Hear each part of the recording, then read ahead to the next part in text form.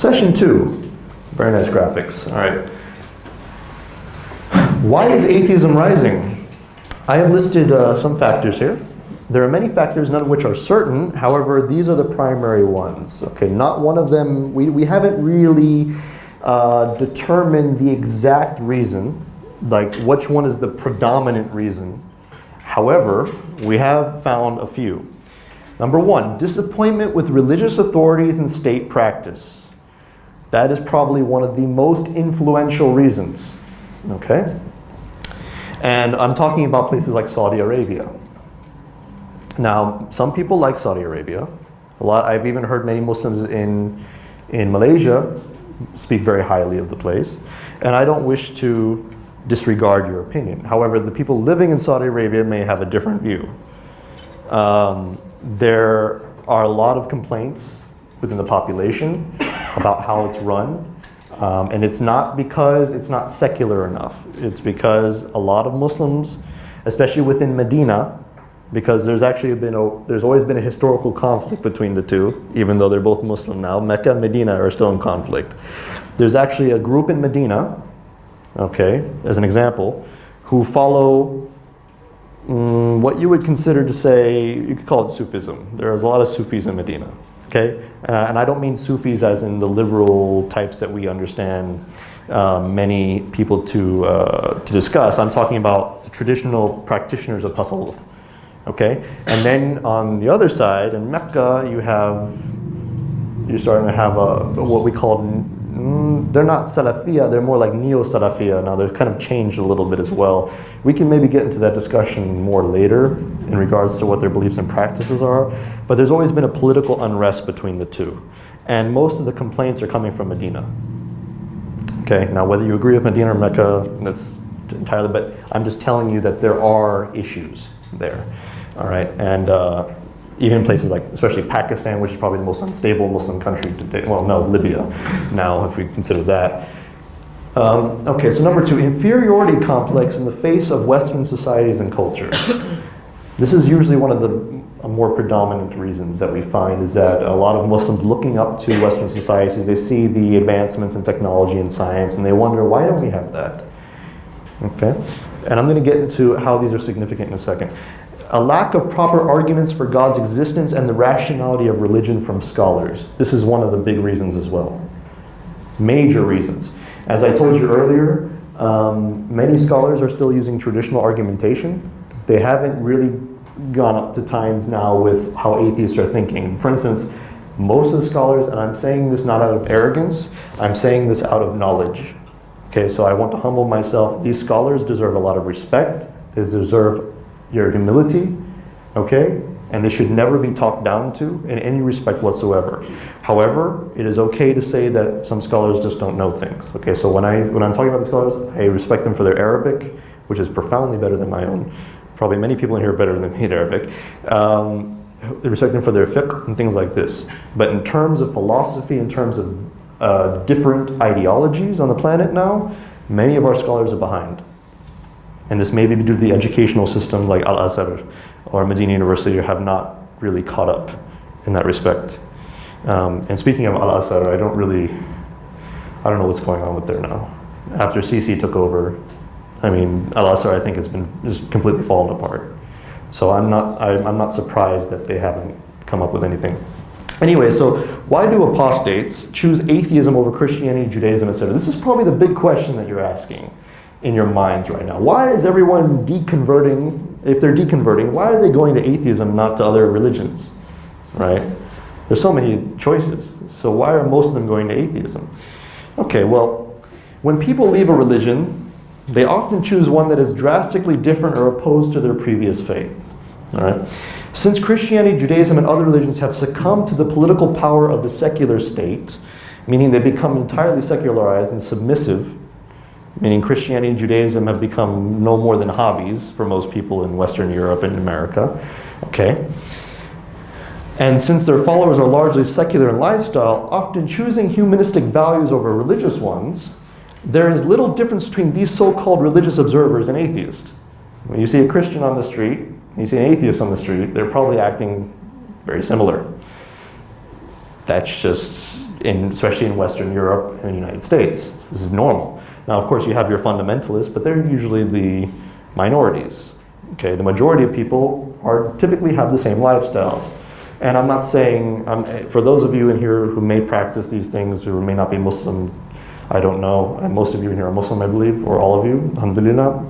But in any case, if some of you who are not, so when I mention these things, please don't take offense. It's just against our faith. So when I say like drinking or fornication or things like this, these are usual practices among many Christians and Jews. Okay? So they act no different than many atheists do, who consider this normal. Okay?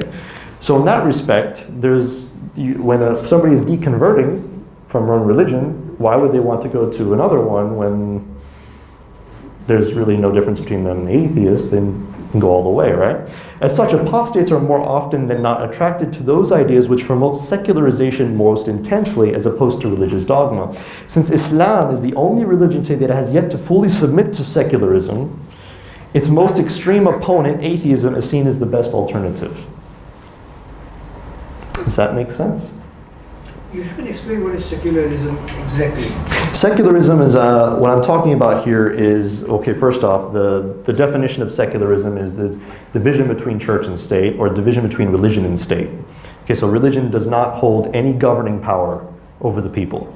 All right, so in terms of Islam, for instance, we don't apply hudud in Malaysia at all. Right, it doesn't happen. I mean, right, you go to a civil court. If you do something wrong and you get punished, go to jail. Maybe you get caned for something, right? But in terms of cutting the hand off, stoning, things like this, it doesn't happen. Okay? So in fact, our religion is not being practiced at the government level at all. There are banks everywhere in Malaysia practicing riba. So that can't be possible, right? So what I mean by secularization is the division between religion and state, and the state works on predominantly humanistic values and promotes humanistic values above everything else. Your decisions of government, whenever you choose a government, whenever you choose people to go into power, must be based on those same values.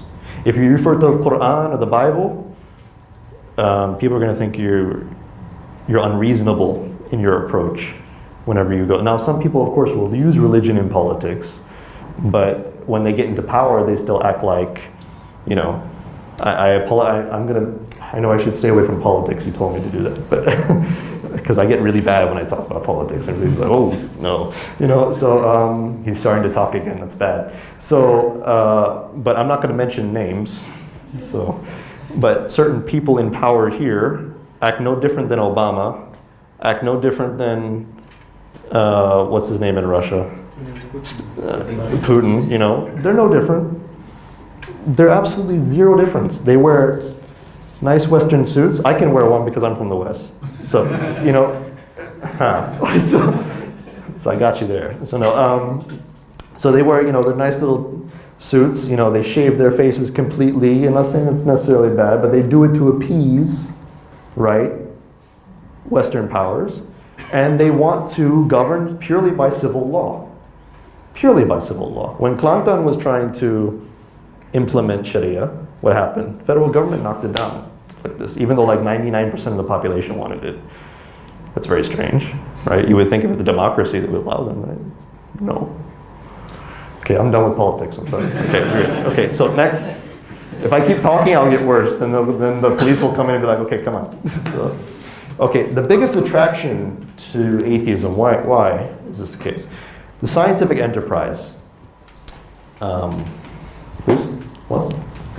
The scientific enterprise is the most attractive feature of atheistic ideology and secularization in general. Advancements in technology, advancements in health, economic growth. The worldly benefits of scientific and technological output allows people to feel a sense of power, control, and superiority over those who lack such things. Okay? If you look at the UN, for instance, their main indication of human progress, their main indication of human well-being across the globe are these features. Even happiness. Who knows what the happiest country in the world is? Sweden. Do you know Sweden has the 4th highest rate of taking antidepressants? Taking? Antidepressants. You know that? Interesting. What was Sweden? Whoa, what happened there? Why are they the happiest country in the world then?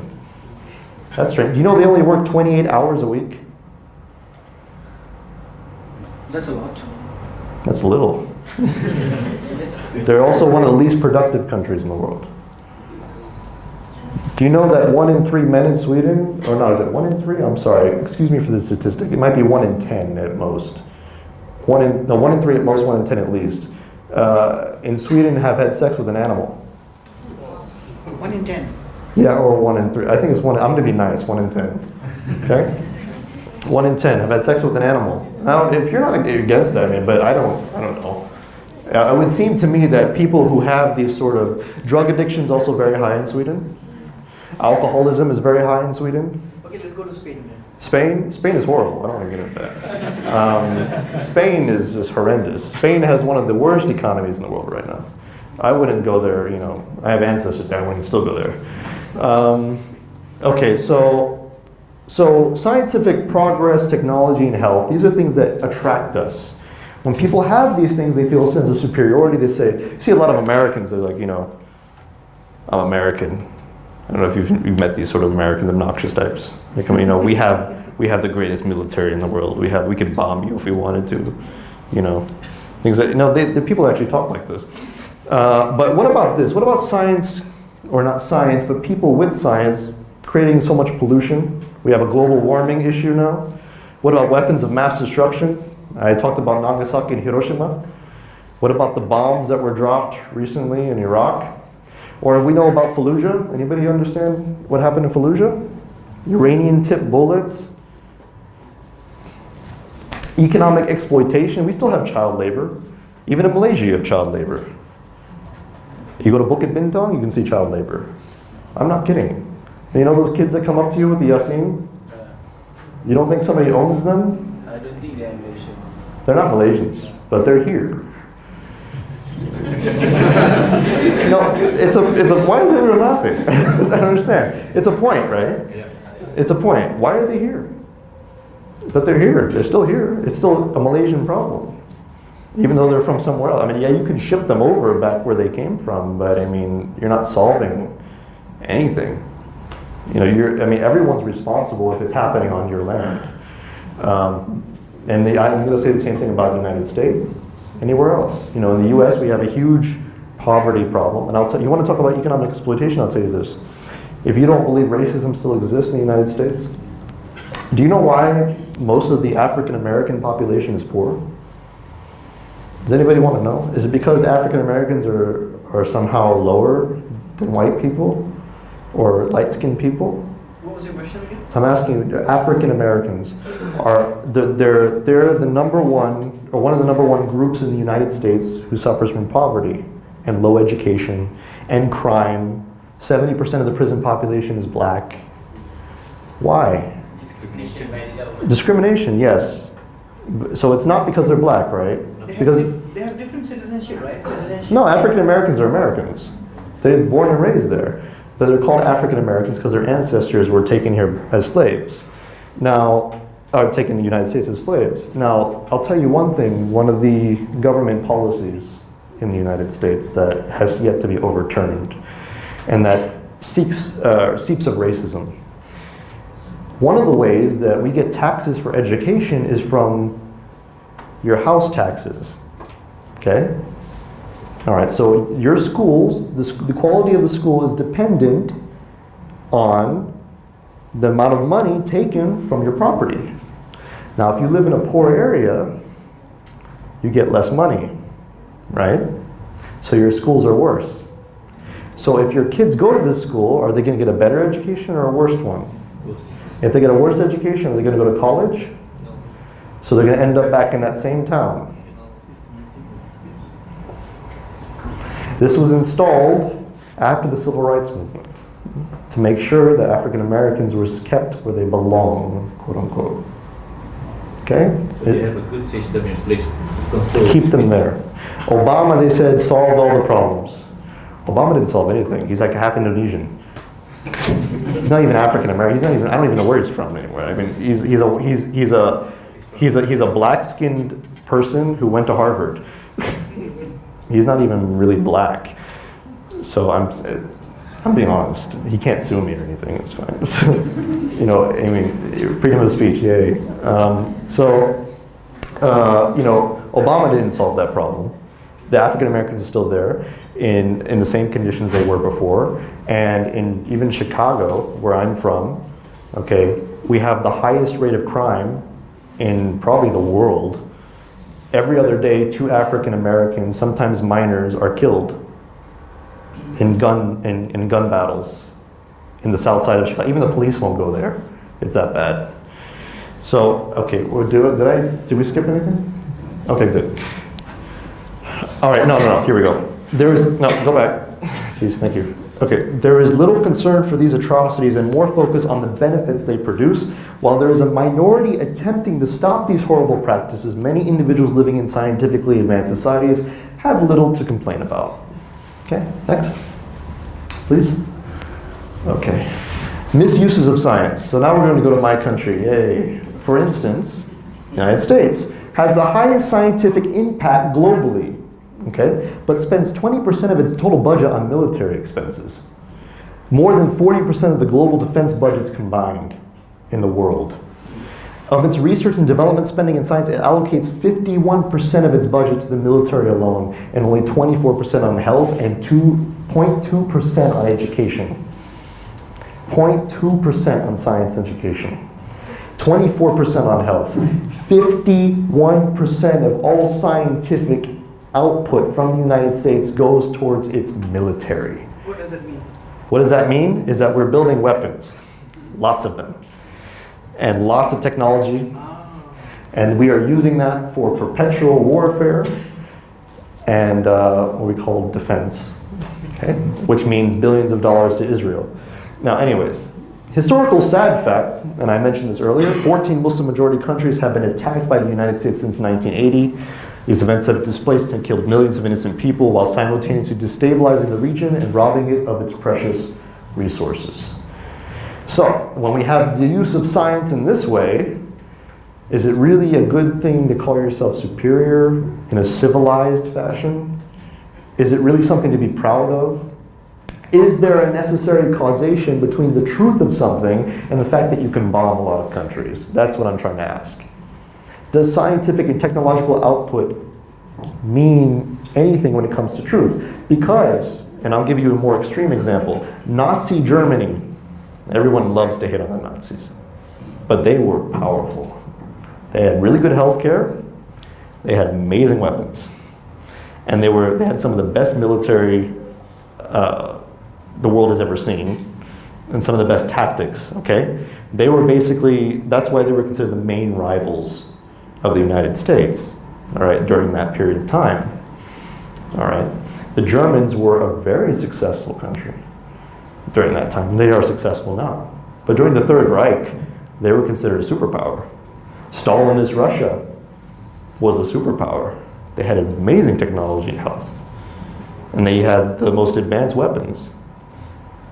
So does that correlate with, should we believe in atheism now, even though they had all of these things? Should we believe in Nazism? Because what I'm trying to say is there's no direct cause between your power or what you have, materialistically speaking, and your ideas. Sometimes bad ideas can also produce materialistic wealth and power. And good ideas sometimes don't, because they're not being utilized. Okay. Blinded by science. Despite these other factors, what appears to be the case is that the majority of society follows, whether they are aware of it or not, the belief of scientism. Before we go on, I'd like to mention something here. Whether you think you don't or not, everyone in this room is affected by it. Okay, and the reason why is because Malaysia is very much a secular society, whether you also believe me or not. Okay? Scientism is a prolific belief within these societies. Now, let me give you a test. When you read the recent scientific discovery on the web, Do you believe it? Automatically? Yep. Why? Is it because science is absolutely true all the time? We don't really believe that. I mean, when I say that to you, you go, no, that can't be the case. But you trust it more than you think. Because it's actually been part of your indoctrination, actually in your secular education. This is very normal. Even if you may suspect, you will usually trust a scientist more than you'll trust a politician. Yeah, of course. Yeah, why? Even though the scientists may be getting paid by the corporations to release the studies that you're believing in. There was one time that that many scientists in the United States claimed that smoking was healthy for you. And they were paid off by the cigarette companies. Nobody said anything.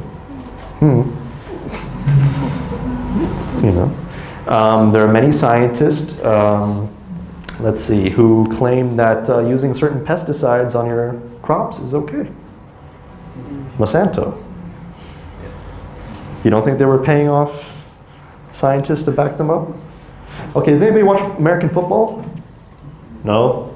You should, it's a really nice sport. It's a lot of bashing. It's like rugby, but much more exciting, I think. Okay, there was a recent controversy in the United States. And this is, I don't know why people are talking, this is what we do. Americans just don't have anything to do with their lives. So there was this one team called the Patriots, and then you had the Colts. Okay, that's the name of the teams, okay? And the Patriots won. They destroyed the Colts. Like, points were just like over the top, okay? Well, what they found during that game was that when the Colts had the ball, their ball weighed differently than the Patriots. The Patriots' ball was lighter, deflated. You heard about this, right? So they said, oh, you must have been cheating. But then the Patriots said, no, we weren't cheating. Here are some scientists who said that the ball was deflated because of the temperature at the time and because it was raining outside. So these scientists conducted these experiments. You can even look them up on YouTube, okay, where they put water on the football and they put it in the refrigerator. And they came out and they said, look, see, the pressure dropped. See, so it could have been that, you know? Right? And then there are another group of scientists on the other end. They're saying, no, this is impossible. That much of a PSI drop is too much. So now there are two groups of scientists fighting. And somebody's trying to determine which one is getting paid. We don't know yet. I haven't conducted the experiment myself. I'm not a scientist, so I can't determine which one's telling the truth. But a lot of people are suspecting foul play. And some people are saying, no, the scientists are backing them up, so they must be okay. So even for something that small, if you give enough money, you know, you can get a scientist to say anything. Okay, so let's not assume that just because we have latest scientific discoveries that they're necessarily the case, because scientists are humans like everyone else. Anyways, so scientism, we already know about that. Can we continue, please? Sorry. The scientism debate. So, when did scientism actually start?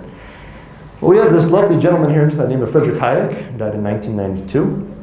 And I'm just going to read it to you and try to explain it along the way. Though scientism is believed to have been understood in practice in some form since the 17th century, the concept and the term used to describe it was crystallized by Friedrich Hayek. He stated the following: it need scarcely be emphasized that nothing we shall have to say is aimed against the methods of science in their proper sphere, or is intended to throw the slightest doubt on their value. But to preclude any misunderstanding on this point, we shall, wherever we are concerned, not with the general spirit of disinterested inquiry, but with slavish imitation of the method of language of science, speak of scientism or the scientistic prejudice. So he's trying to tell his readers right now, there's a difference between science and what I'm talking about right now. And he's the first one to coin the English term scientism. Now, the term actually existed in France about 50 years prior, called scientisme. Very similar, okay? They were having a problem with this early on. It said, it should be noted that in this sense in which we shall use these terms, they describe, of course, an attitude which is decidedly unscientific in the true sense of the word. It's quite all right.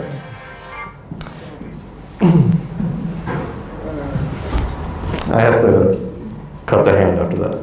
Really sorry. Okay, so only one time. All right. So,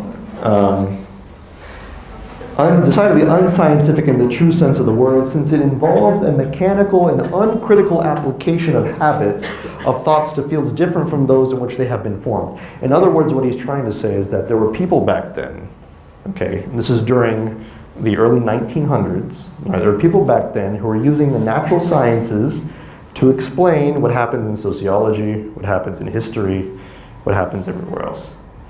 Okay? So, for instance, they were using evolutionary theory to describe how societies formed. Uh-oh. This is problematic. Why? Let's continue, please. So then we go to this individual named Karl Popper, Sir Karl Popper. Actually, I'm very fond of this philosopher. He died in 1994. He was a very charming British man. He was knighted by the Queen for his contributions to science. He was a philosopher of science and contemporary of Hayek, who would eventually become a main actor in historical debate. This debate, I will mention later, was between him and a man by the name of Thomas Kuhn. Okay, we will discuss Thomas Kuhn. He's a very important figure in this. He mostly agreed with Friedrich Hayek's definition, though he would admit to being a follower of scientism himself. But if by scientism we should mean the view that the methods of the social sciences are, to a very considerable extent, the same as those of the natural sciences, then I should be obliged to plead guilty to being an adherent of scientism. Indeed, I believe that the similarity between the social and the natural sciences can even be used for correcting wrong ideas about both of them. Okay, so he kind of adopted a very weak form of scientism. Now, something before we go on, Karl Popper, all right, he created a concept in philosophy that is well known in science today. All right, I don't know if you've ever heard of it. It's actually it's now outdated, but a lot of scientists still use the term. It's called falsifiability. Anybody familiar with this term, falsifiability? I'll explain it to you very briefly. Falsifiability means this. A theory or a concept in science is falsifiable, meaning that it can be tested, and if the test is in the negative, then we reject the theory. Okay? So every theory must be falsifiable to be considered scientific. Now, eventually, he would debate with Thomas Kuhn and lose in this respect. And this concept would be later rejected by philosophers of science. I will tell you how that happened. However, today, many people still use the term, including a lot of atheists. And I'll also explain why that's the case. Okay, can we continue? Bertrand Russell, also a fine gentleman. He was actually adopted at a young age by his grandmother. He was, I believe, he was an orphan. And he was an atheist his whole life. But his grandma was Christian. His grandmother was Christian. And she raised him in a very, very moral, strict fashion. He eventually went on to win, I believe he won the Nobel Peace Prize. I can't quite remember. But he went against nuclear weaponry. He wanted disbandment of all nuclear weapons. So he was very well known for that because he was one of the first proponents of that view. Okay, so he was very controversial for his time. Now, he also did something else which he did not intend to. First off, he created the foundation for contemporary programming in computers. And he also created the foundations for contemporary mathematics. Okay? He also created the foundation for contemporary scientism. None of this was intentional at all. Purely dogmatic scientists, as we know today, had a humble beginning with him. Many philosophers back during Bertrand Russell's time believed that numbers were synthetic statements. Synthetic statements, okay? So what is a synthetic statement? Well, the definition's in the next sentence. An analytical statement was that which was true by definition. Okay? What's a true statement by definition? Anybody know? Can you tell me? Anybody know what a tautology is? Okay. A bachelor is a single person. Right? Is that true? By definition? Yes. Okay, that's analytical statement. It doesn't need anything else to determine its truth value. All right? What's a synthetic statement? A synthetic statement was one which required verification external to the subject matter. Okay? The grass is green. That's a synthetic statement because I have to verify whether the grass is actually green. But of course, we know grass is green, but you know what I mean. But it's contingent, meaning it needs to be based on some form of experience. Okay? So that's the difference between the two. One is true by definition, one is true by experience. That's it.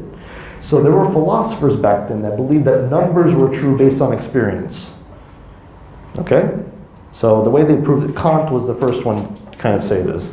Immanuel Kant, I don't mention him in this, but he was a German philosopher. He said, the reason that it's experiential is this. 1, 2, 3, 4, 5. Plus 2. 1, 2 equals 7. That was it. It's intuitive. Okay? So they argued that because each individual aspect of every mathematical formula could not be reduced to the sum of the whole or outside experiences, given the immensity of the calculations and questions, they had to be synthetic. In other words, each individual number was an actual thing, understood and practiced intuitively, floating somewhere in some ideal realm. So they actually believed numbers existed as objects, as real existing things out there in some unknown realm, wherever you want to call it. Bertrand Russell, who did not like this idea of numbers being like that, would find the solution to the problem of classical mathematics being claimed as synthetic by proving that it could be ultimately reduced to logical axioms. Math is reducible to logic. We know that today. Actually, it's a very common knowledge, especially if you're a computer programmer. You should know that. Okay? Math is basically just symbols. When we say 1, what we're indicating, okay, I have one finger. But 1 itself there's no such thing as 1. It's just, it has to be 1 something, you know. So the number 1 doesn't exist. It's just a symbol, just like a letter or a word doesn't exist. Like if I say human beings exist, but the word itself doesn't just like pop into existence and like start walking around or something. You know what I mean? Do you understand what I'm trying to say, right? Excuse me. For it was in fact analytic. In other words, he would prove that it was merely a symbolic relationship. In the same way, by doing this, by destroying these philosophers' argument, okay, that numbers were actual things, he also brought into question other views, such as supernatural ones, the idea of God. Okay? Because now that there was no realm where there were numbers, maybe other things too that they say might not also exist. Maybe those are also symbolic of something else. So he started a trend, which, can we go please, next? That was continued by this man, Ludwig Wittgenstein, which is probably the most, and I say this just out of humor, but he was probably the most eccentric and arrogant human being that you'll ever meet in your life. And I'll tell you why. He wrote about, I'd say 30 pages of notes when he read Bertrand Russell's work, Principia Mathematica, okay? And by the time he was done, he believed he had solved all the problems of philosophy. He literally believed that. And he gave up philosophy and became a grammar teacher as a result of that. He never liked arguments. If anybody disagreed with him, he would become very angry and call them stupid and walk away. If anybody disagreed with him at all, he would just consider them lower than him. And he tried to get his work published, so he sent it to Bertrand Russell. It was called the Tractatus. He sent it to Bertrand Russell, and Bertrand Russell didn't want to publish it. He thought it was very mixed. It made a lot of very direct, or say absolute statements, like a religious text, you know? And he said, I can't publish this. This is not really philosophy. So eventually, though, Wittgenstein did convince him, and he got his PhD from Cambridge, I believe it was Cambridge University, for his work. And what he basically resolved was not only Bertrand Russell, he further advanced Bertrand Russell to the point where he came up with this. The right method of philosophy would be this, to say nothing except what can be said. And before I go on, I want to say this as well. He believed that all statements were analytical. all of them, unless they can be empirically verified. Okay? This is the propositions of natural science, something that has nothing to do with philosophy. And then always, when someone else wishes to say something metaphysical, meaning non-observable, something outside of physics, metaphysics, meta means what? Beyond. Who said beyond? Who said beyond? You said beyond? Oh, you study Greek? Okay, that's good. Means beyond. Metaphysics means beyond physics. Okay, when somebody said something beyond physical observation, to demonstrate to him that he had given no meaning to certain signs in his propositions, meaning you didn't say, what he said is that if you tell me something like God exists, I don't know what you're talking about. He said, that doesn't have any meaning. There's no meaning there. You need to show me. Then it has meaning. Okay? In other words, any statement lacking any observable evidence based in science should be rendered as meaningless because statements can only have meaning if they actually point to something in reality. Okay? Statements are only analytic and without content otherwise. Please continue. We then get to A.J. Ayer, Willard Quine, continue, and Thomas Kuhn. Now the reason I put all these three, keep going, stay. Okay. I put all these three together is because this begins the end of this belief system. These three are the beginning of the end. A.J. Ayer, died in 1989, was another English philosopher. We'll switch slides in a second here, but not yet. He was in agreement with Ludwig Wittgenstein, okay? And he was part of the group called the Logical Positivist. Can we continue? Okay, boom, boom, next. There we go. All right. No, that's not it. Go back. No, that's too far. Go back one more time. What happened? That's it? Yeah. No, there should be another one. Go back. There's no text? No. Is it the right file? I could have sworn there was text. Okay. This is not good. All right. Put it there. Huh? Can you put it to the right? Yeah, I'm gonna have to do this the old school way. Sorry. I'm still young, don't worry. Oh, there we go. Okay, this is fun. Lovely. All right, can everyone see this board? Okay, A.J. Ayer had stated the following as Ludwig Wittgenstein. He said that any statement, okay, no statement could be verified unless by what? Empirical observation. He said no statement had any meaning unless it could be empirically verified. I'm going to put that statement on the board. Actually, can somebody write for me? I'm very bad at handwriting. Anybody would like to write for me? Please? Okay, thank you so much. I'll do the rest after that. So no statement has meaning. No statement has meaning, once again, unless it can be empirically verified, meaning observed in reality. Is that correct? Statement has meaning what? No statement has meaning unless it can be empirically verified.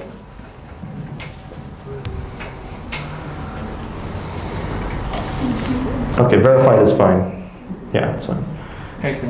No, it's okay, I'll do it first. So, there we go. Okay, thank you so much, appreciate it. Unless it can be empirically verified, so we'll say verified here is empirically as well, okay?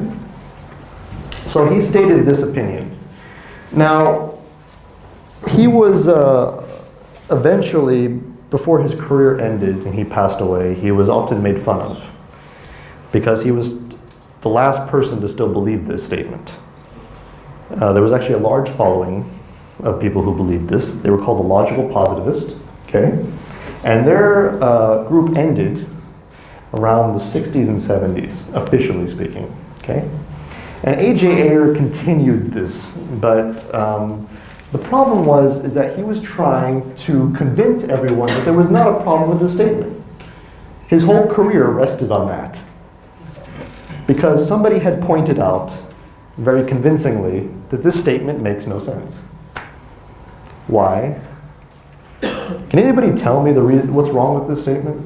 Can anybody? Just think about it.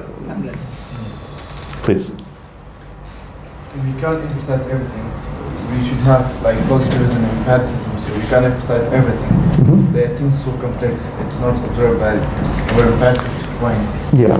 I mean, I agree with you. However, that's not the refutation of this statement, though. But I will tell you that is part of the problem. That is part of the problem. We'll get into that more in detail later. There is one major issue with this statement. Anybody else would like to try? This statement also can it be verified? Nice. The very statement itself cannot be empirically verified. Khalas. Habis. Done.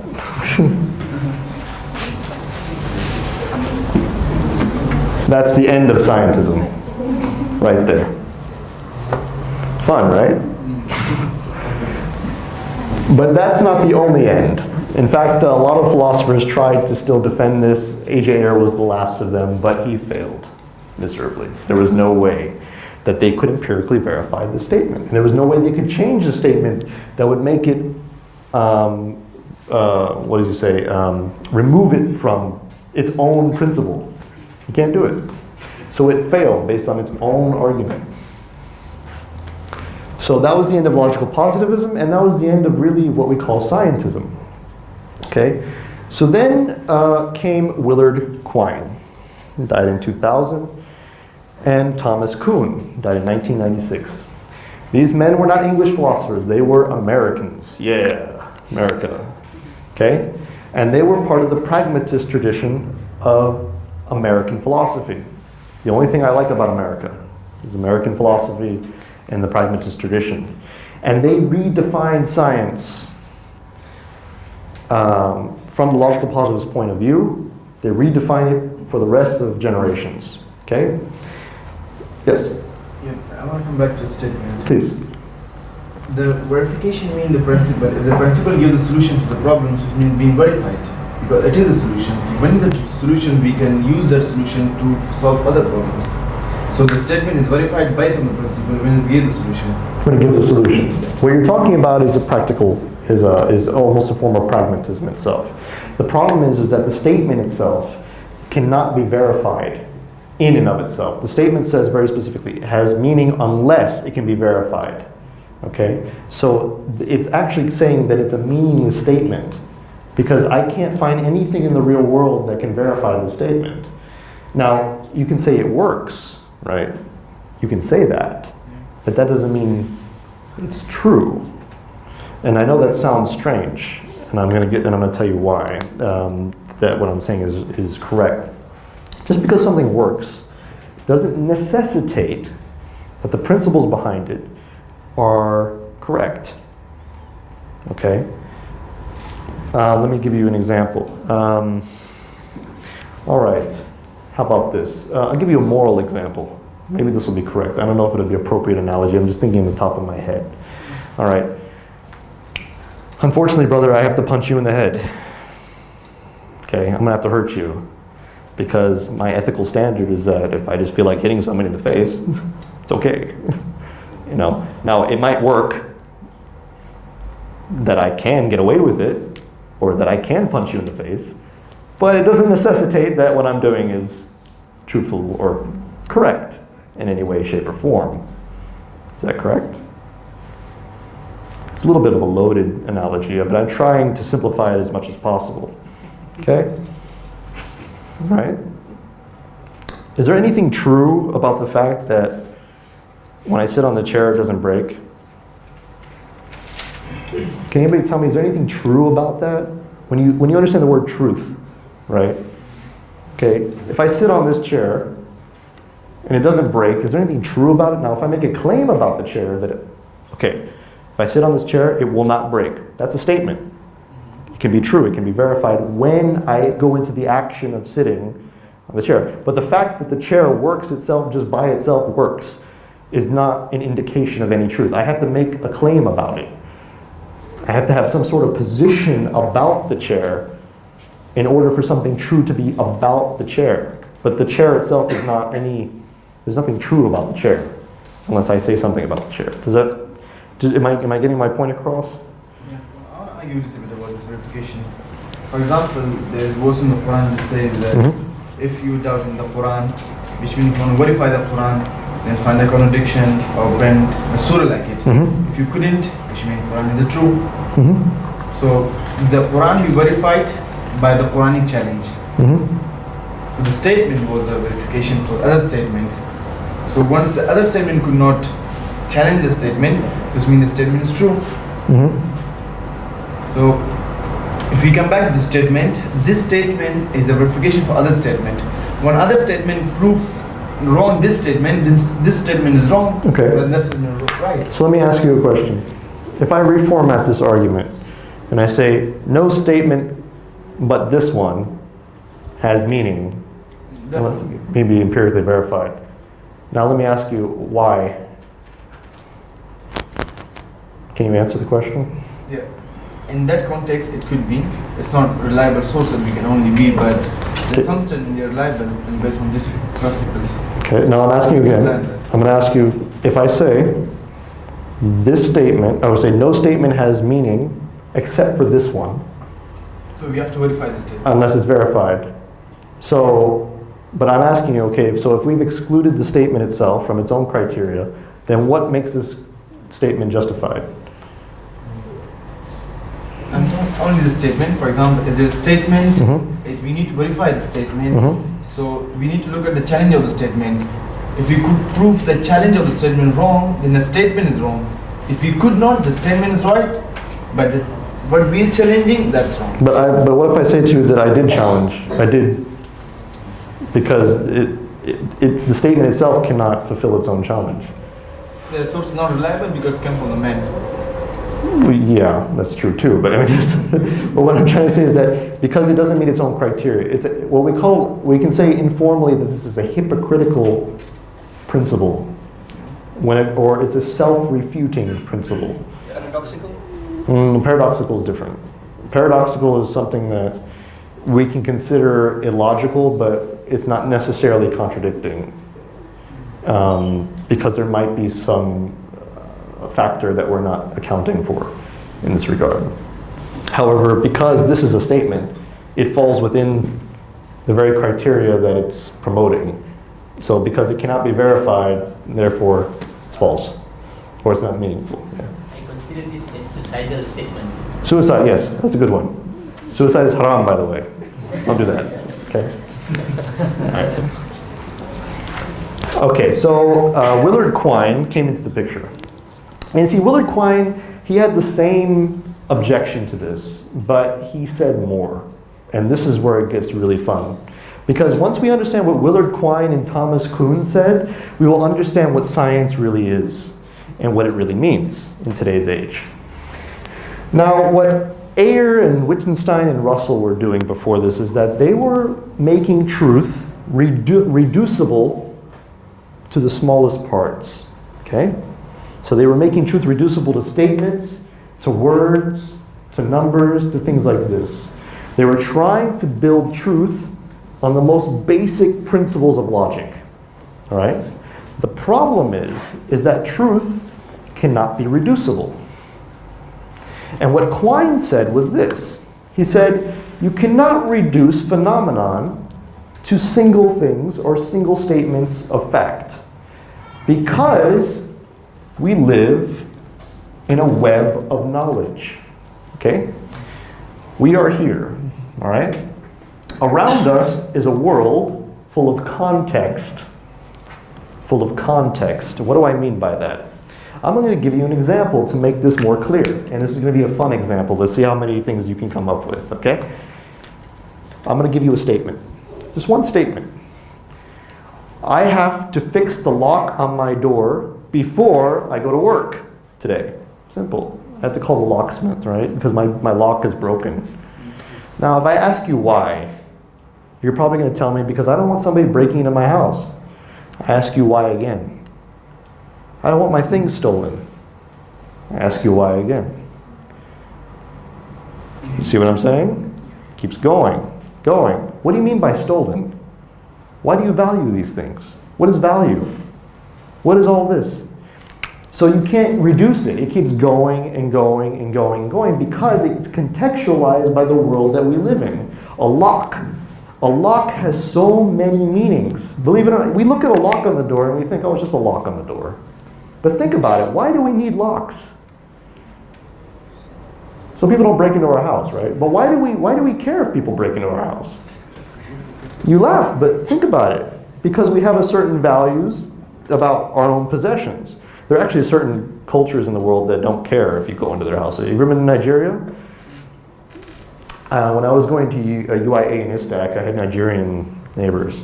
And coming from the West, this was very strange for me because their kids would always come in my house and like take my things, And I was like, what's going on? So I would go complain to the parents, like, your children are stealing from me, And I'm sorry to say that. I know they're kids, so maybe they don't know any better. And then one day, I didn't get angry or anything, but I was inquiring as to why this kept happening because I started locking my door after that. And one of the older Nigerian brothers, he said to me, in our cultures in the village, everyone raises the children. So they come in and out of the houses and take what they want because everyone is their mother. So they think that I'm like his parent. And I'm like, well, I said, well, in my culture, we're related by blood. So, and nobody comes into my house unless with my permission. And he said, oh, okay, I'm sorry, I understand. I'll tell my children not to do it. So we settled the issue.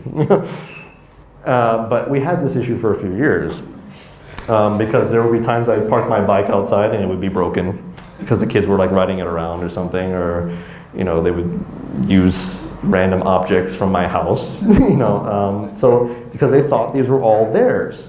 They were their possessions. They didn't know any better because this is part of their culture.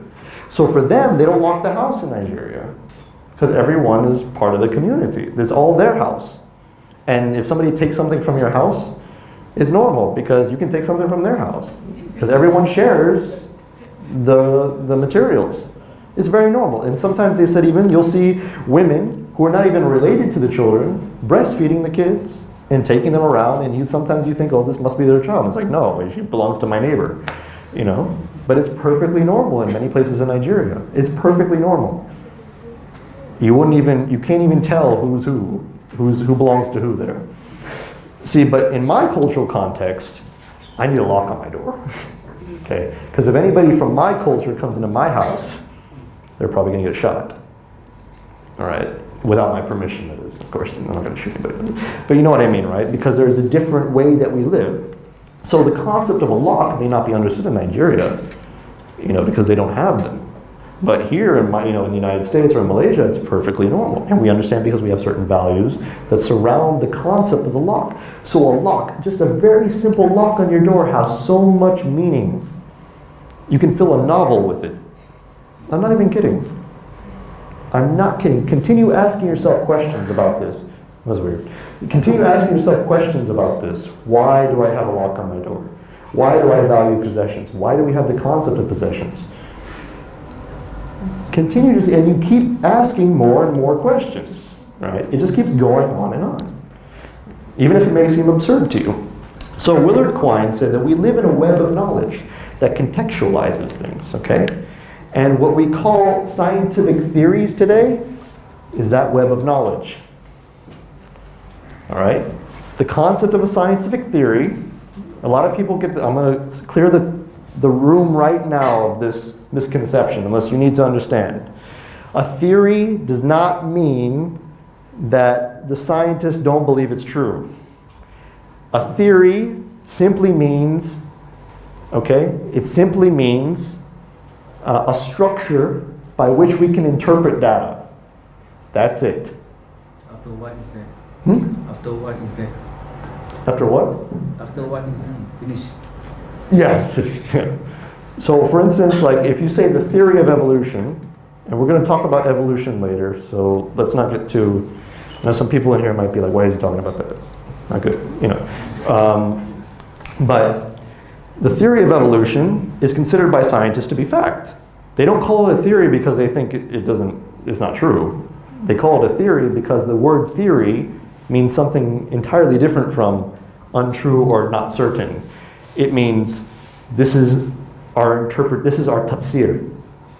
Okay? Theory means basically tafsir, all right, to the scientific community. A hypothesis is a little different. All right, that's something that we're attempting to ascertain whether this can be a theory, whether something can be certain. Okay? Now, it doesn't mean that a theory is absolute fact. We're going to get into that in a second as well. Okay? Because Thomas Kuhn will reject that notion. But it does mean that the theory is interpreting the data correctly, at least according to contemporary opinion. All right? So, let's move on to Thomas Kuhn. He is actually my favorite philosopher of all time, so I have a lot to say about him. Okay? He actually attended the same university as Quine, which is why he actually got where he got most of his ideas from. And he went on to suggest another concept.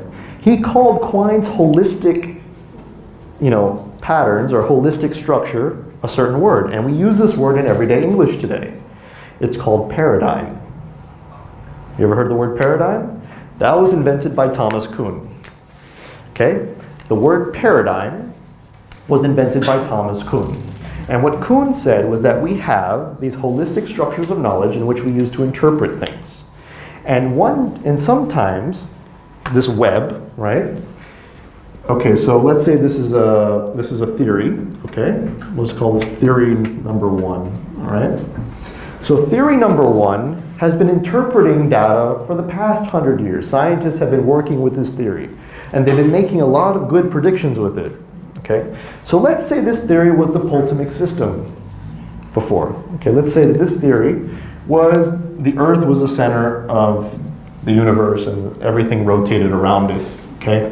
So we have the sun and everything, all the other planets rotating around, okay? So this was a very successful theory, actually, during its time.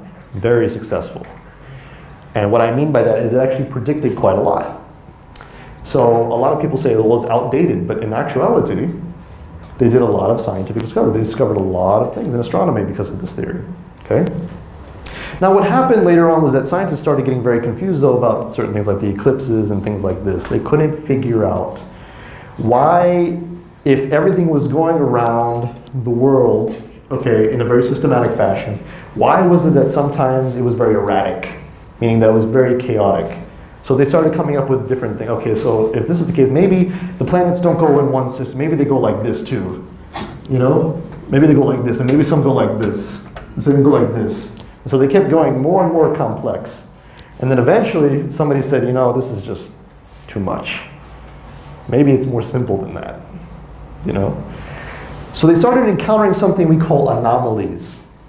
Thomas Kuhn calls anomalies. And what it means is that changes or things that would not be usual, okay, so unusual behavior, all right? And so this theory kept getting more and more and more complex. So one day, Copernicus decided, well, maybe I can solve the problem. But instead of putting the Earth at the center, let me put something else at the center. So he puts the sun at the center, okay? And all of this here became much more simple. Much more simple. And he solved a lot of the problems with the eclipses and stuff. I'm not getting into too much detail as to what those are because that will take a whole discussion that I'm not worth. You can actually read up on it. Okay, the transference of theories, okay? Now what occurred eventually was that the scientific community did not want to adopt this yet. Okay, why? Several reasons. One, some of them had jobs and they wanted to keep their jobs. And if they were wrong all this time about this theory, they would lose their jobs. So they said, no, we're going to reject this. This is nonsense. Okay? Some of them were astrologers. Does anybody know what astrology is? Okay, so they would do what with astrology? They would determine your destiny based on the movement of the stars and the planets. So they used the Ptolemaic system in this way. So the astrologers were very famous back then. Their jobs were on the line. So they said, we're not changing this theory. Okay, we lose our jobs otherwise. And also, politicians used astrology. So he said, no, no, no, no, no, no, no. If you're correct about this theory, then that means that the reason people are following me is wrong. So can't do that either. Sorry. Okay, so you see the problems here? Society was very much opposed to it. Okay, for what? Usually pragmatic reasons, practical reasons, material wealth, political power, etc., etc. Okay, maybe pride, right? Now Thomas Kuhn says is that there's a dogmatism in science. So this dogma occurs between scientists, so they don't want to accept anything yet. So usually what happens is that these scientists usually die off, the ones with all the prestige and the power, and then a new group of scientists come in, some younger ones, and they go, you know what? We don't have much to lose, so let's try this out. Let's try it. Let's see how it works. Okay? And eventually it becomes popular because it's easier to fix the mathematical problems or dealing with the eclipses and such and such. So what eventually happens, Copernicus' system was adopted. And Thomas Kuhn calls this, what? A paradigm shift. Have you heard the paradigm shift? This is what happens. In his book, The Structure of Scientific Revolutions, okay, every few generations, a paradigm shift occurs because a certain theory will be very successful at doing what it's supposed to do. It makes good predictions, it works, okay, but then it starts to run into problems. The more data, the more information that gets collected into the theory, the more the theory becomes unstable. Oh, there's something that's wrong, you know? It's becoming a little bit unbalanced. So then what the scientists will do is, okay, well, let's see, maybe we can change it a little bit, so let's add this, let's add that. And then the more they keep doing it and accommodating for all the new information, it gets more unstable. They find more anomalies, and it gets heavier, and heavier, and heavier. And then one day, somebody goes, okay, this is getting ridiculous. All right, so we need to change something. Something is wrong with the theory. Okay? And so they change it to something else that is able to solve those problems. And then you have a paradigm shift. So, is science absolute fact? No. But there are ounces of fact within science. There is such thing as scientific fact. There is. Okay? But when it comes to understanding those facts, what we have to understand is that science is not about what we see necessarily, it's how we interpret what we see. And it's based on theory selection. The reason, for instance, that evolutionary theory exists is to account for the diverse nature of species on the planet. Okay? Now here's where I'm going to get controversial. I'm going to be very open with you. Okay? So please do not get up and try to kill me. All right? I am a fervent believer in evolutionary biology. All right? Now this does not mean that I believe men came from apes. Okay? That's far from it. All right? This does not mean that I believe that Adam came from some distant ancestor or something. Okay, I don't believe that. All right, this is called what some people call macroevolution. Okay, this is a concept of the origin of, or the sort of the hierarchical tree of certain species. Okay, however, biology itself, the study of biology. If any of you are biology majors in here, you're actually probably learning evolution every day, even if they don't talk about it in your biological textbooks. Okay, and the reason why is this, is because evolution is about two things: adaptation and mutation. That's it. For instance, I'll give you a very simple example of evolution right now. You get sick. Who's been sick in the past week or two? Anybody here? You don't have to tell me, but I mean, who's been sick last year? Everyone's been sick last year? At least once? Okay. Your body, your white blood cells, they became immune eventually to that illness, right? They evolved. That's it. They didn't become a cat or anything, but you know, like they didn't become another animal, but they adapted. It's a guided process. Yeah, but now we'll get into natural selection later. I agree with you that it's a guided process. But what I mean to say is that evolution is just that.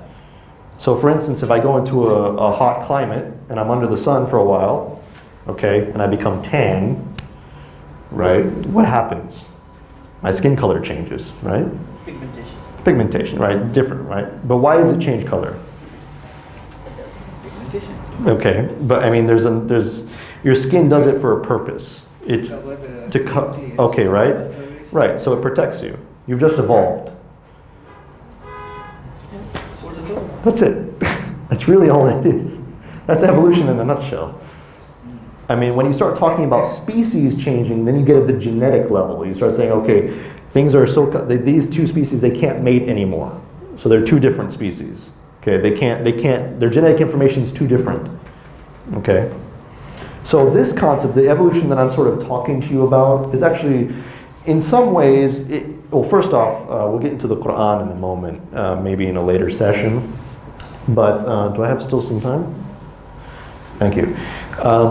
But what I want to say is that the Quran does not speak against or for evolution. Okay? That's it. It doesn't. It does say something very interesting. It says that we all came from water.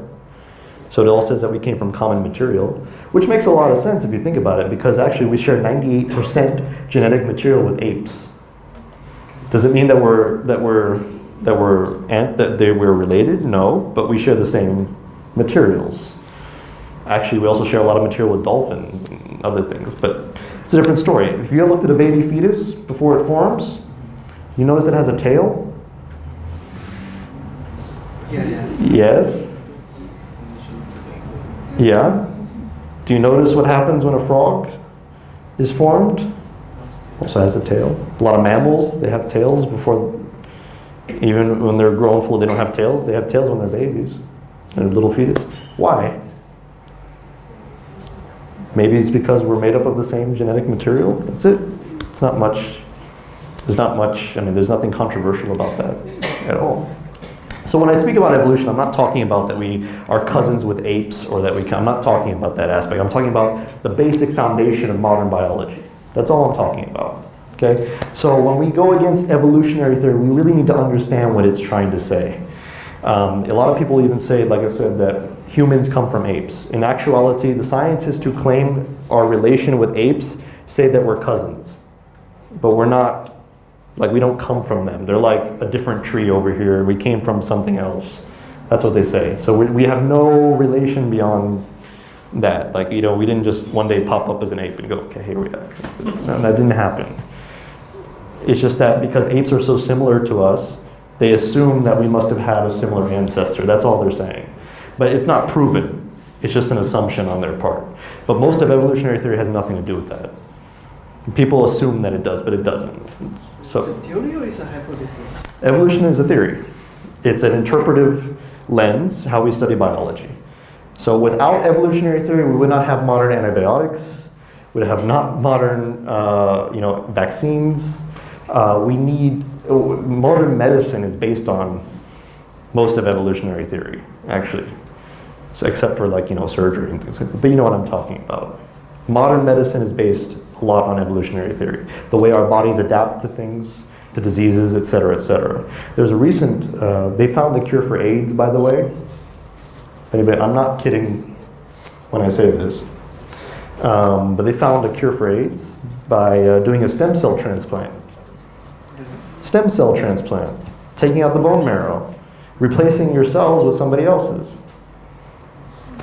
And since the AIDS virus had adapted to your cells, it can't see the other person's cells. So it dies. So they tried this on one man recently. If you look it up, there's an HIV patient. They tried a stem cell transplant on him. Now he's cured. He has no AIDS virus in him at all. None. It died. It starved itself to death, basically. They've also started to use modified AIDS or HIV viruses. They modify them to attack cancer cells instead of white blood cells. They attack cancer cells. So they're actually injecting people with HIV now to cure them of cancer. Isn't that crazy? So, when did you came to know about this? I read Scientific America, Nature, and things like this. You can't find anything? Okay, check HIV patient stem cell transplant. And check HIV and cancer. But yes, there are recent reports of that. I think it occurred 2 years ago. If not, I can verify the source for you later for anybody who's skeptical. Okay? So, moving on. Since we got into the evolution discussion there, Thomas Kuhn developed this concept of paradigms. He changed the nature of science forever after that. Science was no longer absolute fact. It was based on human interpretation, constructing theories to understand the data around us. But isn't he criticized by the majority, the large No, he's not, actually. philosophy community? He was criticized to be a relativist for quite some time. However, he himself denies being a relativist. He says that I'm not a relativist so much as I'm a subjectivist. And actually, the one who was criticized the most was Karl Popper. I forgot to mention that Karl Popper and him had a debate. They only had one major debate where Karl Popper was trying to use falsifiability against Thomas Kuhn's concept of paradigm shifts. And I already mentioned falsifiability here once, right? Okay, this is how Thomas Kuhn won the debate. He said, if you're right about falsifiability, that means that evolution or some aspects of evolutionary theory cannot be true because they can't be falsified. We can't test them.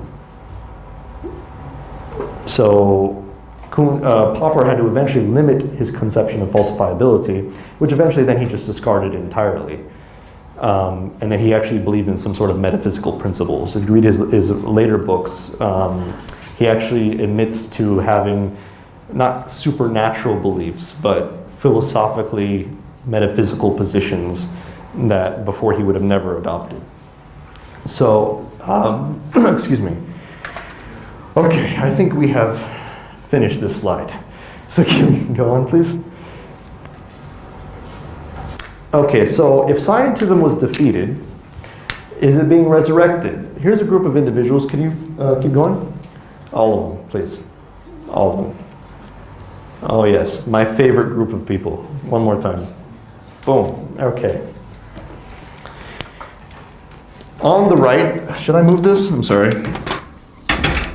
Okay, on the right here, the bottom four are considered to be what we call the new atheists. Okay, they're the new atheist leaders, quote unquote, or intellectuals as you would call them. Two of them have recently passed away, Christopher Hitchens and Victor Stenger. Christopher Hitchens was the author of the popular book, God is Not Great, How Religion Poisons Everything. Victor Stenger was a popularizer of new atheism. He had many books. One of them was the God hypothesis, or God, the failed hypothesis. The other one was the new atheism, taking a stand for reason and science. Richard Dawkins is very famous for writing the God delusion. Anybody's familiar with that? Sam Harris is also very famous for writing The End of Faith. And what they all have in common are all the beliefs that I mentioned earlier, and also a very intense Islamophobia. We can get into that later as well, probably tomorrow, regarding the intentions of some of these individuals. Many of them confess that the reason that they started to be so open about their atheism is because of September 11th. Okay? And what they considered to be the rise of fundamentalism across the world and terrorism, and all based on religion. All right? But the most important people in this list are Antony Flew and George Smith. Because these two individuals are responsible for resurrecting scientism. All right? Antony Flew died in 2010. He eventually actually converted to deism. He became a believer in some form of God prior to passing away. And he based his belief on the fact that there was scientific evidence for God's existence. Okay? Prior to that, he was probably the most well-known atheist. Okay, up until 1970s and 80s. He was the one, Antony Flew was the one who came up with the concept of weak and strong atheism. He was the first one to divide them. He was the one who changed the definition. He was the one who said that an atheist is one who lacks a belief in God, and they are justified in lacking belief in God until evidence is given to them to change their opinions. Okay, so he was the first to do this. Now, George Smith comes into the picture a little later. George Smith attended one of Antony Flue's lectures. Okay? And he is not as well known as a philosopher, but his ideas are the reason for the four below. He took Antony Flue's opinions about lack of belief a little farther, and he took his views of evidence also a little farther. And before I go on, I need to mention one more thing. Antony Flew came up with one principle for evidence. He said that the only type of evidence that could possibly occur, at least in his mind, would be from the natural world. And this was his principle, is that he said the reason why is because human beings can only understand their own habitat, where they live, okay, and where they're from. And we have limited resources, right? We can only understand and explain things based on our natural environment, right? If we have never, been to China, for instance, I can't tell you how it is to live in China. I don't know anything about China, right? That's a very simple example. But more importantly, I would say, since we've never seen the supernatural realm, we can't explain anything about it because we don't understand it. We don't know what it is. Okay? So, I think it was called the Stratonicean principle. And anyway, so George Smith took it a little bit farther. He said, Dr. Flew, I understand where you're coming from, but there is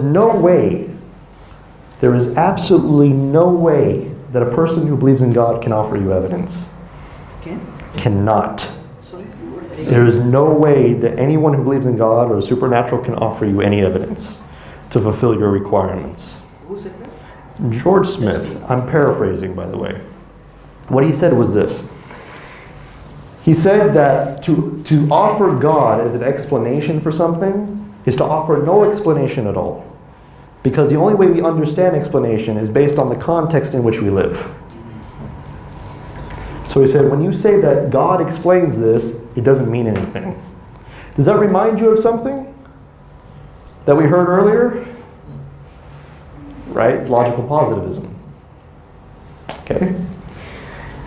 He brought back this principle, but in a different way. Instead of saying that statements are meaningless unless they're verified, he said explanations are meaningless unless they can be empirically verified. Now, where's the difference? There's actually a significant difference, because now the statement of verification is saved.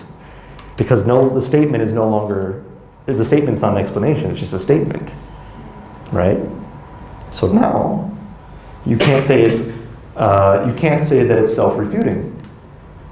Right? So he changed basically the verification principle from all statements, any statement is meaningless, no statement has meaning unless it can be empirically verified. He changed that to no explanation. No explanation can have meaning unless it can be empirically verified. Clever, right? Oh, he made a lot of people angry. It's very bad. He started to annoy some people after that. And since then, Sam Harris, Richard Dawkins, Christopher Hitchens, and Victor Sanger, and I'm sorry that the display is not working. I believe that there is a slide in there that shows all the information that I'm talking to you about, so I'll give it to you later so you can verify yourself what I'm saying here. I'm just kidding, I'm playing with you. So Sam Harris, Richard Dawkins, Christopher Hitchens, and Victor Stanger basically say that religion is irrational because there's no evidence. Okay? There's no evidence, there's no scientific evidence. And at the same time, they say God is a scientific hypothesis, right? But then they tell you that unless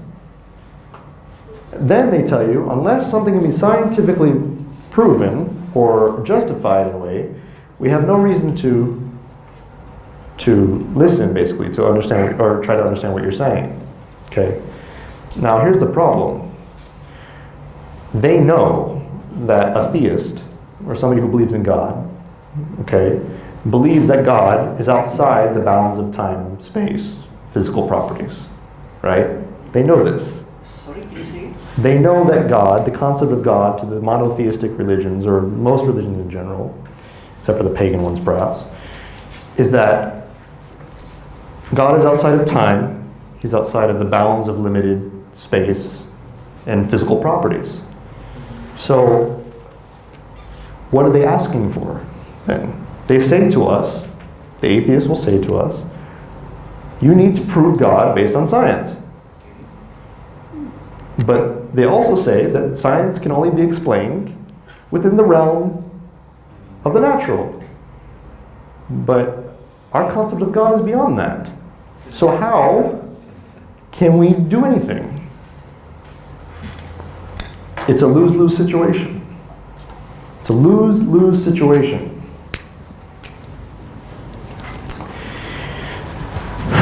Until now, and this is where now I'm going to get a little bit more confident. I have developed an argument against George Smith.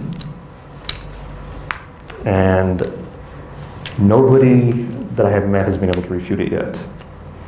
And I'm very happy to say that. You don't look happy. Can you smile when you say it? Okay, very nice. All right.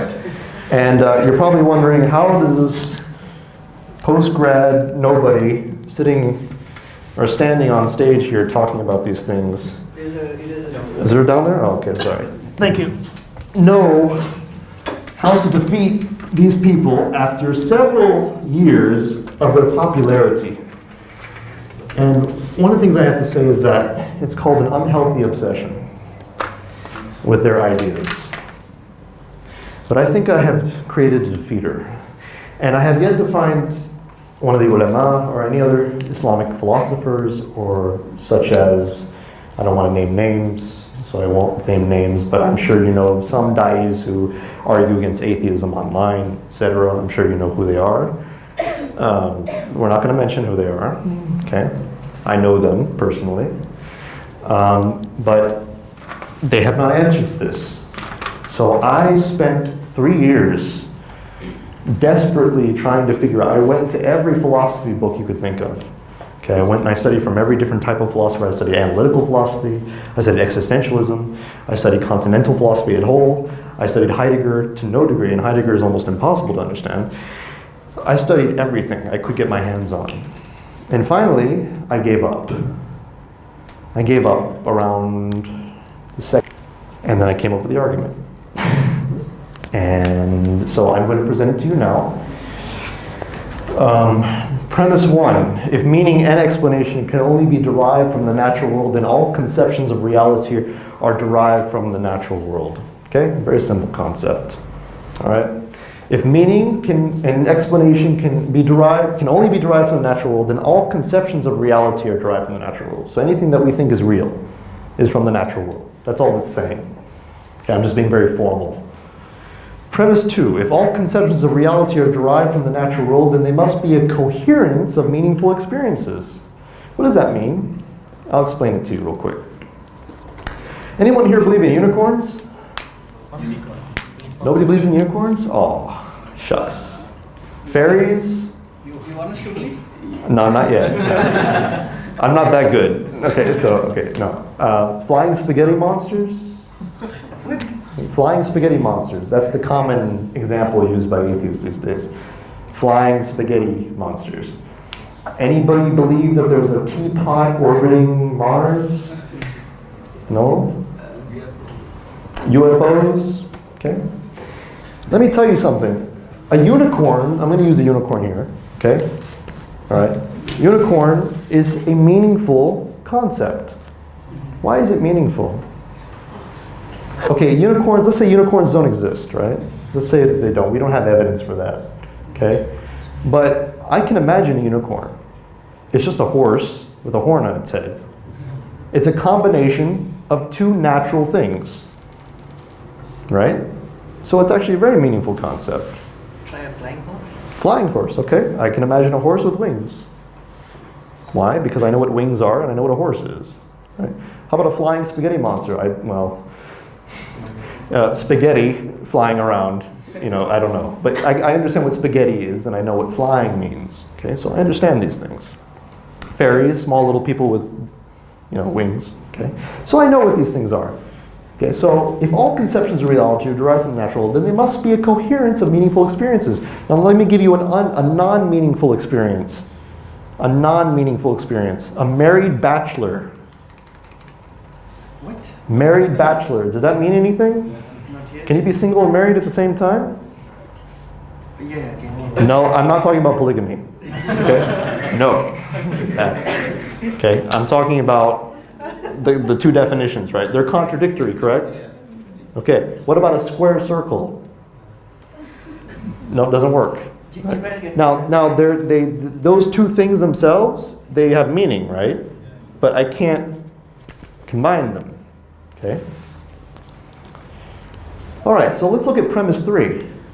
People believe that there is a meaningful transcendent reality, God, Allah subhanahu wa ta'ala, that shares no properties with the natural world. Very easy. People believe in God. That's number 3. Number 4. If premise 1 and 2 are true, that's what P1 and 2 mean, then premise 3 is a conception of reality derived from the natural world, which content is a coherence of meaningful experiences. Okay? For me to understand what I'm saying, for me to even believe in that concept, I have to, basically what it's saying based on the other premises, is that it must be a combination of meaningful experiences from the natural world, right? For me to even be able to conceive of it. Correct? Too heavy, man. Too heavy? Let me give you, okay. I tried to explain earlier. Is it talking about cause and effect? This is a trick. This is not, I'm going to get to it in a second here. So basically, in order for me, based on these premises, my belief in God must come from here. It must be natural. It must be from the world. A lot of atheists will agree with you. They say God is man-made. Right? They say that, right? Okay. Number 5. What does number 5 say? No number of meaningful experiences can direct one to consider the possibility of something meaningful beyond said experiences. This is where this is where the argument gets effective. And this is what I'm going to say this is how I'm going to defend this. I'm going to give you a simple analogy. Okay? You're a fish in a fish tank. Okay? And you're swimming around your little borders, okay, in the water. Do you know that you're in a living room? Do you have any conception of living room? Do you have any clue that you're in somebody's house? Do you have any clue that you're living in the state of Selangor? Do you have any clue, as a little fish in the tank, that you're living in this little blue planet, in this small, and in this, actually this huge galaxy, made up of billions of other galaxies in this universe? Do you have any conception of that at all, as a fish in the fish tank? Let me give you another example. My sheikh makes this example. I love this one. He said he loves the ants in his house. I like them too, by the way. They're nice. So these ants, they always march in this linear pattern around the corner of the room. Okay? And they always do it because there's sugar at the bottom, because it's in the kitchen area. So they always grab these little bits of sugar that his wife drops whenever she's making something, right? And they just go back. He always wonders, he always finds it fascinating. He says, they're wasting so much energy. If they just would look up, they go in the cupboard, there's all the sugar right there, right? But they said, but they don't understand, they can't. Their perception is limited, right? So they have no conception whatsoever of the possibility even of that being the case. Okay? There's no conception because their surroundings define or contextualize the way in which they interpret the world, right? So basically the argument is this. There are limited resources, therefore we can only make limited explanations because of those resources that we have. But number 6 says this, therefore P3 is not a conception derived from the natural world. No number of meaningful experiences from this world can direct one at all to conceive of the possibility of something beyond it. Something that is beyond merciful, that is beyond powerful, that has something beyond our limited conception of intelligence. Okay? We cannot make an analogy whatsoever. So when we conceive of something, we believe in something, and we call this a doxastic attitude, meaning belief attitude. In philosophy, doxastic means like a belief attitude. Okay, so the only way you can actually believe something is if you actually have some sort of understanding. Okay?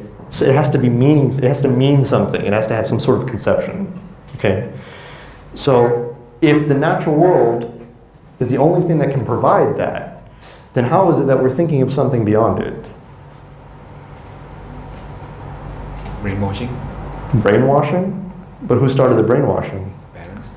How did they learn about it? In a society. How did the community society learn about it? Goes back to the. So the first person, how did they figure it out? evolution. How did evolution do it? I just say. But there's a limited number of resources. How did evolution, an unguided process apparently, determine that somebody believed in something beyond itself? So it's fitra? Fitra, bingo. What? He said fitra. It's good. Yes, it's basically the fitra. But more importantly, the argument is not just saying fitra God. No, it's not saying that. It's not saying that at all. Okay, it's saying that the natural world itself is limited. It is impossible. It is literally inconceivable. It is contradictory to be able to conceive of something beyond its own, beyond limitations. If you have a certain amount of ink or a certain amount of in this marker, right? There's a point in time I'm going to run out. But I would never conceive that I can make limitless amounts of this on the wall, okay? Unless you're a 4-year-old, which then they'll just like all over the place, you know? Okay? But there's no possibility for me to conceive of that. I understand limitation, I understand limitlessness. But what is limitlessness? I live in a limited world. How do I understand what that means? How do I even conceive of the possibility of that existing? That there is something beyond it? It doesn't make any sense. I look out into the universe, I see a couple of stars. There is no rationale behind me conceiving that there's something beyond those stars. There's absolutely no rational justification whatsoever. They define it as a infinity. Infinity. But even if I said, an atheist may respond and say, that's hyperbole. Maybe you're just believing because it's hyperbole. But hyperbole means exaggerated language. Right? When I say, oh, this thing is, I'm super rich, I'm infinitely rich, it's an exaggeration, right? It means that I have unlimited, but even I know that I have limited. So I can't really say that. But when I talk about God, I mean it. How is that possible? Is it just language? But if it's just language, language is used for explanation. Language has meaning. If I just said blah, blah, blah, blah, to you right now, you wouldn't understand what I'm saying. I don't even know what I'm saying. There's no content. There's no structure to it. But if I tell you Allah subhanahu wa ta'ala is beyond merciful, beyond gracious, do you understand what I'm saying? Infinity? To infinity? Do you understand to some degree what I'm saying? Do you understand? It's unmeasurable. It's unmeasurable. Unimaginable. But you can't fully grasp it. In Islam, we understand this, that the attributes of Allah subhanahu wa ta'ala are relative to us to a degree. That means that we can't fully grasp them. However, they will say that you can understand. You can. There is a level of conception where you understand that there is something beyond that is limitless. That what we do is nothing compared to what he does. Right? We understand that, and it's very normal. We don't have some sort of contradiction in our head. It doesn't bother us. It's something that's very simple to understand. Does that make sense? So what I'm asking with the atheist is, how is it possible? If you tell me the natural world is all that can offer me meaning and explanation, how is it possible that I see beyond it? Can't. So, man, the reason this is also an effective argument too, and I'm bringing this up, and the reason I brought up unicorns before this, and flying spaghetti monsters and things like this, is because atheists will typically say that your belief in God is just like believing in unicorns. You have no evidence. But then I will respond and say, unicorns and God are completely different things. A unicorn is a horse with a horn in its head. God has no horn, he's no horse. He's nothing in this world. So do not tell me that he's the same as a unicorn. Using wrong analogy. Wrong analogy. It's an improper analogy. It's what we call actually a category error. Category. Basically, you're saying unicorn is human imagination of mixing up things. It's a composite. Whereas God Mhm. is unimaginable, Mhm. so you can't derive anything. So you can compare it. It's impossible. What is human imagination? Mhm. And our limits. One is beyond imagination, but yet we understand it. Is that what you're saying? Essentially.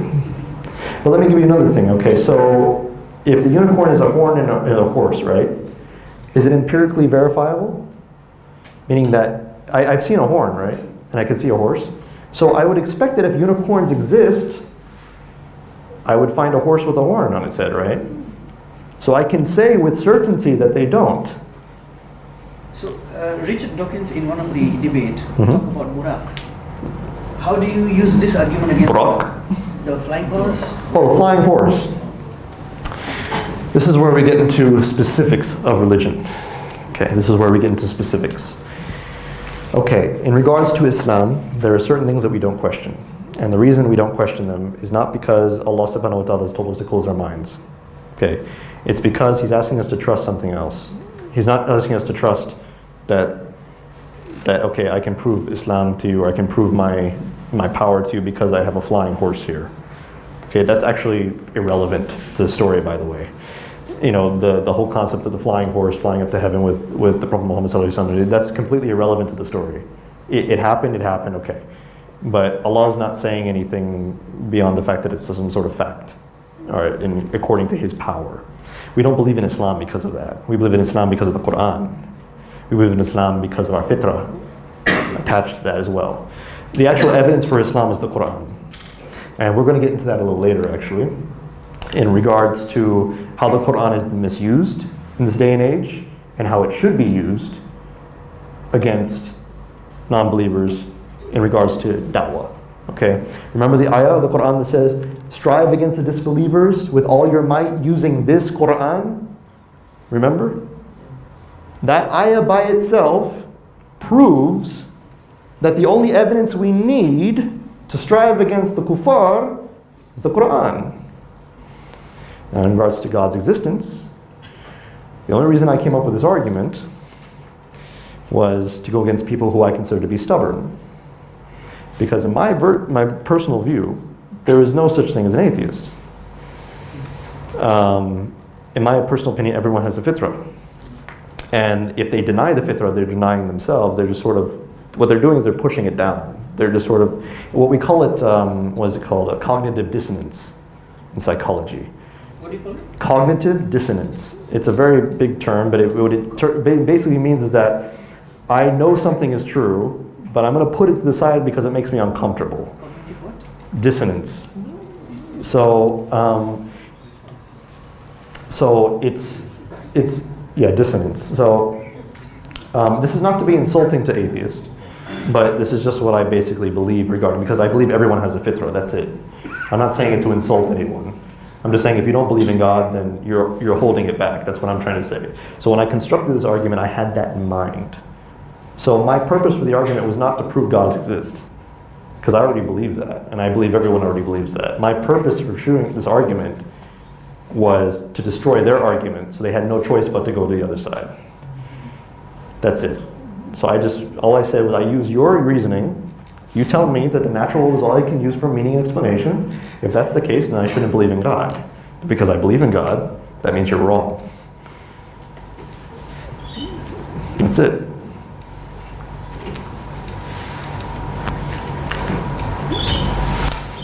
So in the next, oh wow, we're beyond time. Wow, okay. In the next session, inshallah, I hope to discuss the conception of the Quran as being a scientific miracle and why that's wrong. And we should not be doing that based on our understanding of science and based on what the Quran really is. Okay? I will also discuss maybe an additional argument for God's existence. And after that, we will have a question and answer session. And then we can prepare for tomorrow. Okay? So in the meantime, I guess we'll take a break.